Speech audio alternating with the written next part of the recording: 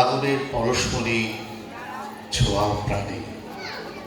তার আগে আমি দুটো কথা বলে নিই।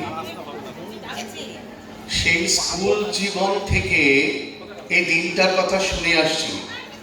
শিশুর শৈশব মুখরিত দিনের পর কৈশোর তারুণ্য কাটিয়ে মধ্য বয়স পেরিয়ে যখন প্রৌঢ়ের দোরগোড়ায়, তখনও শিশু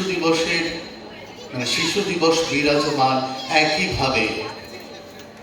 শুধু বদল হয়েছে বয়স, অবস্থান, মানসিকতার। 1925 সালে জেনিভায় বিশ্ব শিশু কল্যাণ সম্মেলনে গৃহীত হয় যে শিশুদের সম্মান জানানোর জন্য একটা দিন রাখা হোক বিশ্ব শিশু দিবস উপলক্ষে। 1959-এর 20শে নভেম্বরকে জাতিসংঘ বিশ্ব শিশু দিবস হিসেবে ঘোষণা করে। ভারতবর্ষে 1964 সাল থেকে ভারতের প্রথম প্রধানমন্ত্রী জওহরলাল নেহরুর জন্মদিন 14 নভেম্বরকে শিশু দিবস উপলক্ষে পালন করার আহ্বান জানায়।